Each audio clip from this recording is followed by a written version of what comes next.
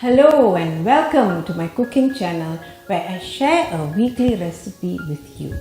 Before I start on this week's recipe, let me wish all Chinese everywhere a very happy year of the ox. Now, for this week's recipe, it is called Thanni Saar. It is a delicious dal preparation that is made by Malaysian Indians. It is made with dal and a vegetable that we in Malaysia call Sayur Manis. I have listed the ingredients in the description box below, so shall we get started? This is 130 grams of mung dal that has been cooked for the Thanni Saar. India is home to many dals, and dal is a staple in almost all Indian pantries. I prefer to cook with mung dal because it is tasty and it also cooks very fast, unlike the tur dal and the chana dal, both of which require to be soaked first and even then take a while to get cooked. Mung dal is also an affordable protein suitable for both vegetarians and non-vegetarians. Next, 120 grams of a leaf vegetable called Sayur Manis in Malaysia. Sayur means vegetable in Malay and Manis means sweet. I don't know if there is an English name for this vegetable because it is grown mainly in this region and is probably not available elsewhere. Correct me if I'm wrong, please. This vegetable is called tavasi murunga keerai in local Tamil, and this week's recipe, Thanni Saar, is cooked by Malaysian Indians. Next, we have 1 medium onion chopped, 1 big tomato chopped. I have 5 red bird's eye chillies, 6 cloves of garlic chopped, 1 teaspoon fennel seeds, 1 teaspoon cumin powder, 1 teaspoon of a mixture of spices called halba campuran in Malay. In Tamil, it is called kadigu thalipu. 100 ml of coconut milk. We will also need cooking oil and salt to taste. We'll start by heating 2 tablespoons of oil. I'm cooking in a mud pot. You can cook in a pot or a pan if you prefer. I've just turned on the stove and the flame is at medium. The kadigu thalipu in Tamil or the halba campuran in Malay goes in first. We will now wait for the mustard seeds to crackle before we add the other ingredients. The kadigu thalipu or halba campuran is a combination of spices used by Malaysians, particularly Malaysian Tamils, in their various dishes. The spices are fenugreek seeds, fennel seeds, cumin seeds, mustard seeds and urad dal. Can you hear it? The mustard seeds are crackling, so we now add the garlic and give it a good stir. We'll saute the garlic until it turns fragrant, and then we'll add the next ingredient, that is the onion, of course. Saute the onion and garlic for a minute, and then add the red bird's eye chilies. The fennel seeds go in next.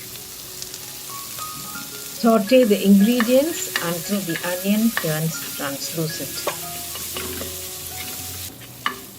The onions are ready, so in goes the cumin seed powder.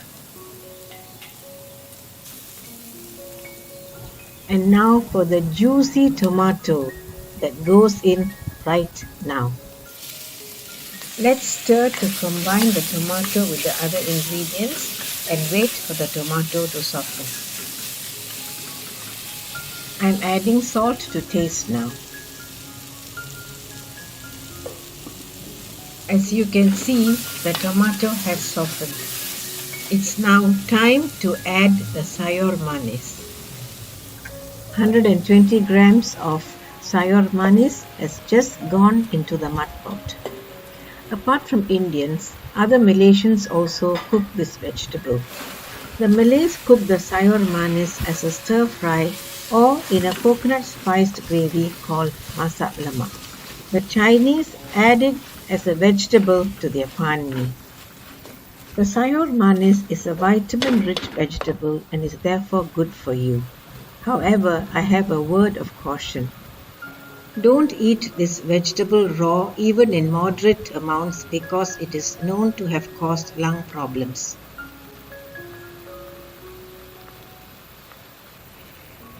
Let's mix all the ingredients together and wait for the Sayur Manis to wilt and reduce. The Sayur Manis has wilted and reduced. Now let's add the cooked dal and stir to bring everything together. See how concentrated the Sayur Manis and dal preparation is, but it's not going to stay this way. It will soon become a watery gravy. I am now adding 250 ml of hot water to loosen this dal and Sayur Manis mixture. Just see how watery the gravy has become.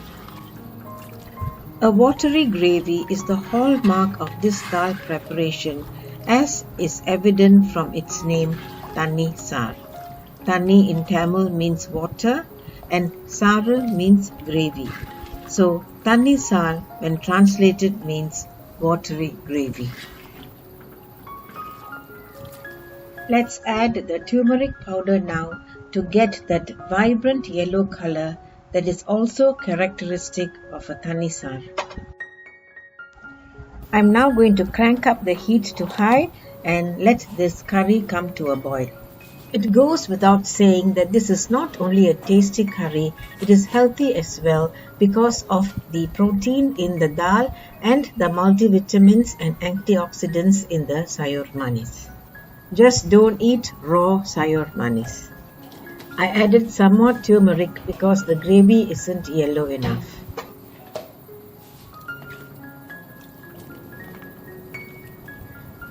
Just check out how liquid this gravy is.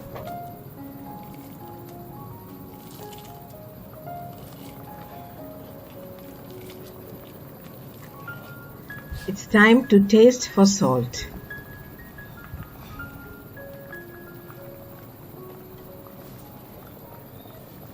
All good.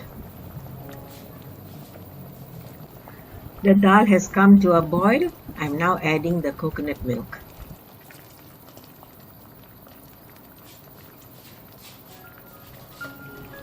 Now cook until the coconut milk comes to a boil.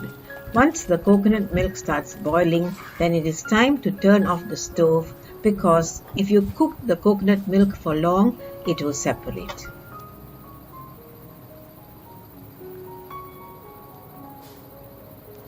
The coconut milk has just come to a boil. I'm turning off the stove.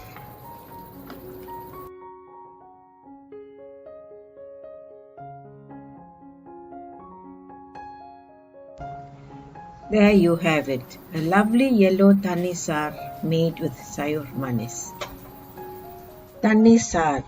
You can see how watery the gravy is as I transfer it into a serving dish.